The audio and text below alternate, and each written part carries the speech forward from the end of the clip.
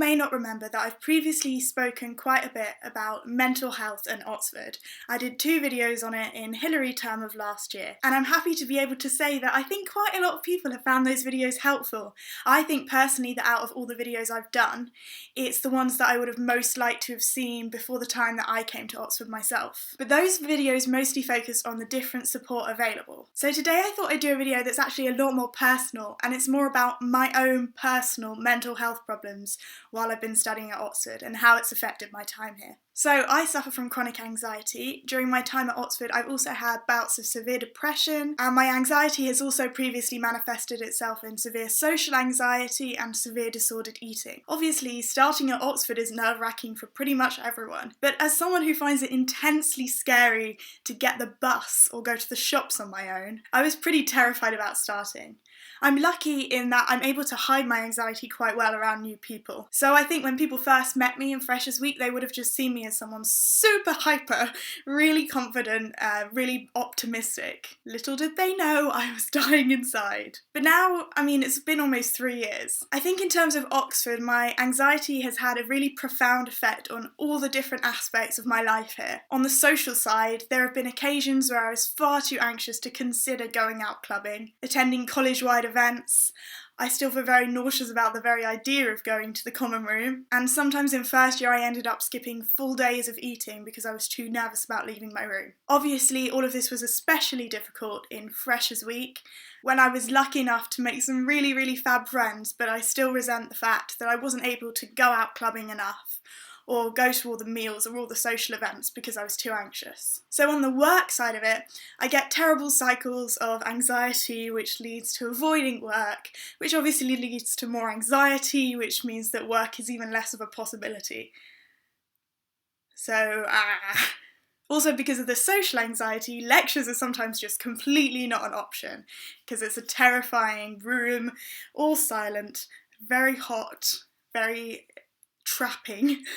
I also always feel very sick before tutorials, but I found that for the most part, I just sort of repress those feelings and go into the tutorials, and it's usually better once I'm there. But my main nightmare at the moment is actually essay writing anxiety. Even if I feel fully prepared for an essay, I'm really passionate about the topic, I start to write it and I just get a complete panic attack. I think it's probably partially related to a perfectionism sort of thing, where I feel like I'm not going to do well enough, so I avoid even trying. But it's really difficult. So that's the sort of negative stuff over with. How do I deal with all this crap? In general, I would say that things have got a lot better since I opened up to people at uni. Knowing that I can say if I need an ally to go with me to lectures or to a library or even to a meal makes everything a lot easier. Also, having people who will send me notes if they know I'm feeling bad is just amazing, and I'm so grateful for all my magical law buddies. On a general note, it's just nice to not have to pretend everything's fine when inside you're really not feeling okay. Also, as I mentioned in the last videos on mental health, I now receive DSA funding, that's the Disabled Students Allowance, and what it gives me is a load of tools and technologies that will help me to study even when I'm not feeling well. I also have ME, which is a whole other video worth of stuff to talk about. So the DSA stuff is really literally changed my time here at Oxford.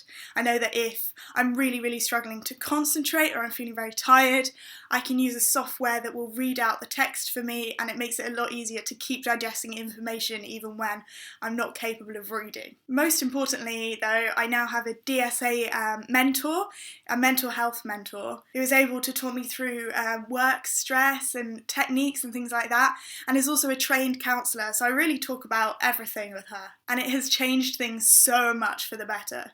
If I'm having a crisis situation in the middle of the day, I'll always now go and see the college nurse immediately, and that's really helpful because she just sort of lets me rant at her until I'm hopefully feeling a little bit better. And she can also email tutors if I need some sort of leeway. I also have to say I've done a lot for myself. I think self-care is so important. Really, no Oxford student should pull all-nighters. They're really unhealthy. It kind of encourages that atmosphere here. But no one should advocate not getting enough sleep over handing in an essay a little bit late or being slightly underprepared for some kind of tutorial or class. I've now completely cut them out. I have a strict 11 PM deadline, and I found that having such a regulated sleep cycle really helps me to deal with anxiety when I'm going to sleep. I also no longer drink caffeine, which is sad because it's the student staple, but I know for me that the negative effects far outweigh the temporary positive ones. I have to say though, I still don't have all the answers. I can't say I'm cured of anxiety or that I completely deal with it really well all the time. It's definitely something that I reckon I'll be dealing with for the rest of my life. However, I think that Oxford is potentially one of the most pressurised environments for someone with anxiety. But being open and honest about my struggles with friends, family, my boyfriend, health professionals, and even like university staff and lecturers and tutors has been a sort of a landmark moment for me in making it really possible to survive here while dealing with such severe anxiety. I hope this didn't just come across as like a self-pitying rant. I hope that it's helpful for people who are struggling with similar things. I've done a lot of work while I've been here on mental health and student life, so if you have any more questions, please do ask them in the comments down below, or you can message us on Facebook and I'll try my best to reply, help you out, or direct you to someone who can help you out more. Bye! I've got lipstick on my hand.